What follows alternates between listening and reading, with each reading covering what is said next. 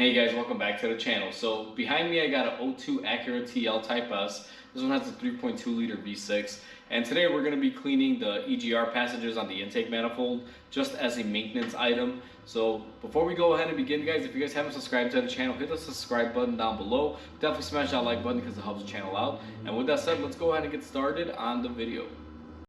Before we begin this video guys, I do want to mention that this process that we're going to be doing will apply to pretty much every J-Series Honda motor out there.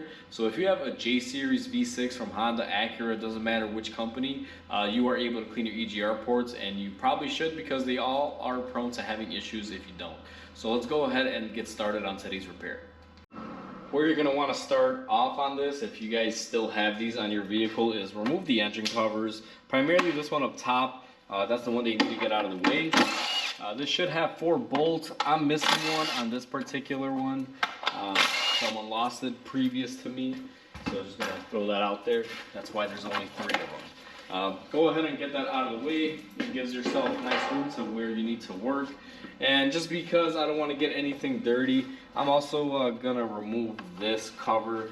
I will be using some cleaners and such in this video that can be a little bit of an abrasiveness, so I'm gonna go ahead and remove this bottom cover too, just so it doesn't eat away at the plastic.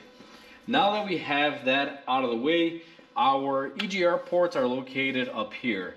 Now I did another EGR cleaning video where I showed you guys how to remove the EGR and clean it up. So I've gone ahead and I cleaned it down there. Now we're gonna clean the top ports. So you're gonna need a 10 millimeter, and we're gonna remove this top cover here. It's a bunch of 10 millimeters. Now that you have all of your bolts removed, what you're going to want to do is come in here and get this thing pried up and go ahead and take off the top cover plate. Now you can see this thing is pretty nasty. I'll kind of zoom it in there. We're going to be cleaning all that stuff up on the bench. And what we're going to do is go ahead and take off our gasket. Now our customer does not want to replace this gasket, so we're going to have to reuse it. So we're going to be very careful with it. According to them, it's been cleaned out and serviced before, so the gasket was replaced on the last service. Now, just to give you guys a good example of what we are working with, is you will see all of these little holes here are basically the EGR ports for each individual cylinder, and this is the chamber where the gases come up. To be honest with you, you're not really going to be able to get the inside of this cleaned up very much, but we're going to do our best. I use a blasting method on this to try to get all that crud out of there and clean it up. But we're mainly going to be concerned with these ports right here. And we're going to be cleaning those up mainly because that's where the restrictive flow happens. And then we're going to be cleaning up our cover. So let's go ahead and begin. I have you guys positioned on the bench just to show you one quick prep thing that I do. The product that I'm going to be using is similar to Seafoam, if not identical. It's just an off-brand. I'm going to go ahead and shake the product here. Now I'm not repping this product guys. I actually would say just grab some Seafoam or some sort of carbon cleaner. That's what you really need for this job. And then what I'm going to do is go ahead and pour this in our cover so it can fill up all of our chambers, and I'm going to go ahead and slosh this around a little bit as well here. Be careful, try not to make a mess. I just made a little bit of a mess here, spilled it up, and we're going to fill up both sides of this. Now this job can be a little messy, so just be careful. And you want to get everything wet that has carbon buildup on it, and then you're just going to let this stuff sit in there for a little bit and mellow out and basically eat away all of the carbon buildup. Now you're never going to be able to get this thing 100% clean unless you have some sort of dry ice blaster or something of that nature, which unfortunately is not in the budget for my shop, but we don't have that kind of money to invest in that type of equipment. So we're going to let this soak. It's going to basically make the carbon nice and easy to get off there. And while that's doing its thing, we're going to go ahead and focus on the car. Alright, so we are focused on the engine bay now that our cover is soaking. And I'll tell you guys this bit much. There's no way you're going to clean this 100%, especially while the intake manifold is on the car. We are doing, as I call it, a maintenance, which just gets in there and prevents anything from really caking up there and building up. And that's the whole point of this service, is to be preventative. If you really want to clean this up really nicely, you would have to take the intake manifold off and go ahead and, you know, submerge it or blast it or do whatever it is that you got to do. These intakes can be torn apart. You guys can see the intakes come off. However, I don't know if these gaskets are still available or not. I'm not gonna go that far. This guy does maintain this vehicle pretty well, and he said he's done this. It was about 20,000 miles ago or something of that nature. So we're just gonna go in there and just freshen it up and clean off anything that may build up in there. The way we're gonna clean them up, guys, on my impact driver here, or drill, whatever you want to call it, I have a brush that interlocks in there, and I'm gonna go ahead and set this in the removal position. We're gonna go ahead and hit our ports and just clean them up really nicely. Now you don't got to spend too much time on this. Now these are pretty cleaned up. They're not super dirty, so a brush getting in here will just remove any of the carbon.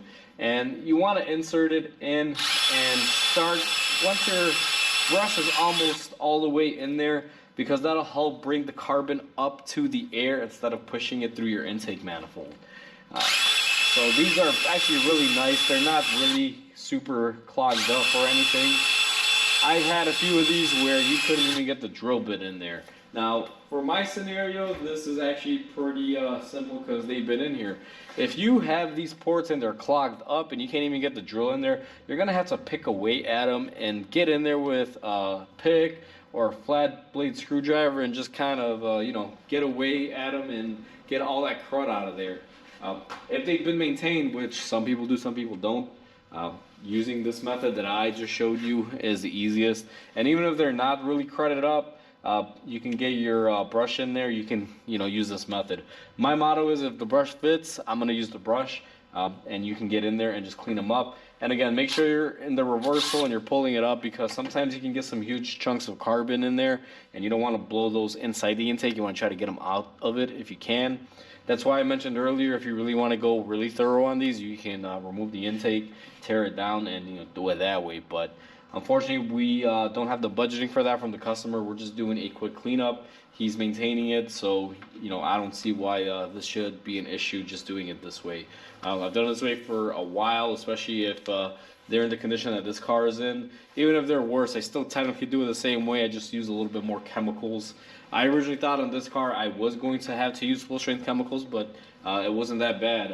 It just looked really deceiving more than anything. The next thing that we have to do is clean up where our EGR gases come in to get distributed to the ports.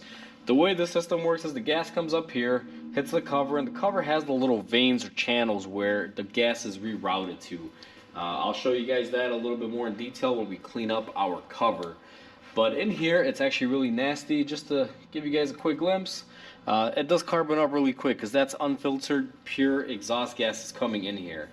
Now, there's no real easy way to get in here and clean it up, but what I like to do is just take a rag and get in here and start wiping down the walls and pull upward as you get stuff out of there. And I'll just give you guys a quick example.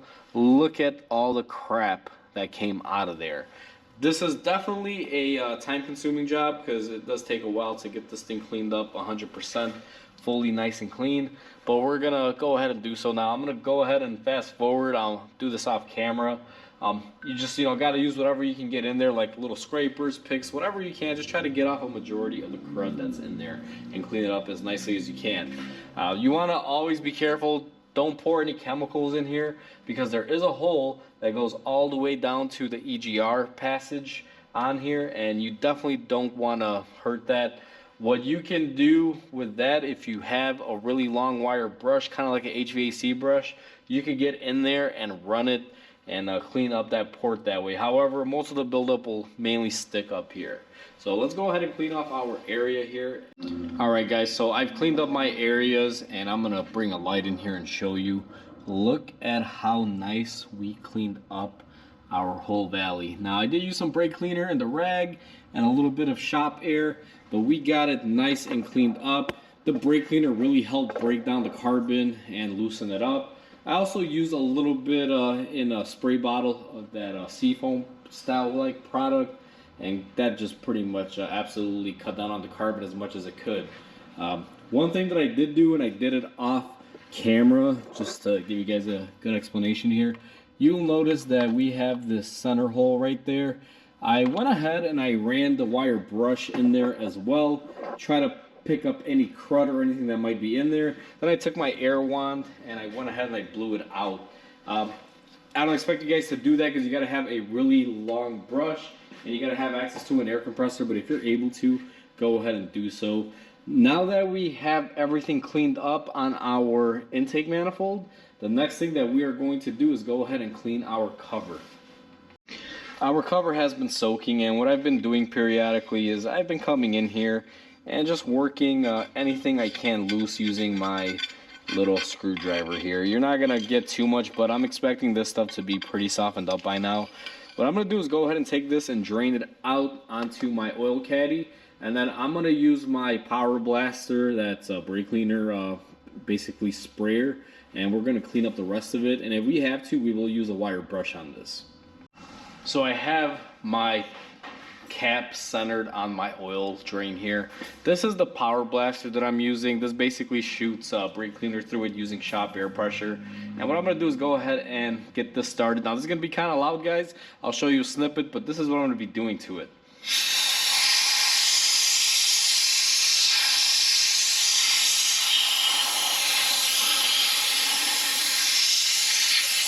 Now this gun is capable of producing higher pressure. You guys will see here. It can really lay down some brake cleaner. I don't want to get this stuff all over my camera, so I'm going to lay this flat on my oil container here and go ahead and clean it up using this method. Back on our bench, we cleaned up our cover as much as we could. There's not a whole lot you can do for the really deep recessed areas, but you just want to make sure that none of these passages are clogged up and they're all opened up. The smoother you can get this now, the less buildup will be over time, but eventually it will build up. Now, one thing I mentioned earlier, you guys saw there was like a collector dust bowl area. The way this works is the gases come in through here from that chamber, and then you guys will see they are kind of rerouted around everywhere. And where you see these little circular patterns, that will line up exactly to the top of the port that we cleaned on top of the engine, and it is apparent on both sides. You guys can see what happens is sometimes these little circular areas builds up because that's where the flow stops and gets sucked in. So you want to clean these out really good, make sure you pick them out really well. That's how that's all entailed and working together. Now that our cover is cleaned up, what we're going to do is take our surface prep wheel. We're just going to go ahead and hit the sides where the gasket seals up, make sure there's no dirt or anything left over. I'm going to do this to the cover, and I'm also going to do it to the engine. It's real simple, quick, and easy. I'm going to do it off camera, and I'll bring you guys back in. Now that we've used our prep pad to clean up our surfaces, normally I don't like doing this, but we have to reuse this gasket per customer request. It is a metal gasket. They do last a few cycles of on and off, so I'm not too worried about it. I just cleaned it up and made sure everything was prepped. And then we're going to take our cover and go ahead and lay it on top here. Make sure you put it in the correct position. I don't know if these will go on any other way, but just make sure it's on there. Now, don't mind that mine's really dirty because I had it on the bench where I cleaned it and there was a lot of oil buildup. Plus, this car is going to get a engine detailing after I'm done with this. I explained to the customer we're going to get it pretty dirty, and he's like, don't worry, go ahead and do so. Now that our cover is on, I'm going to take all of our 10mm nuts and bolts, start hand threading them on here, and then I'm going to go ahead and get this tightened back up.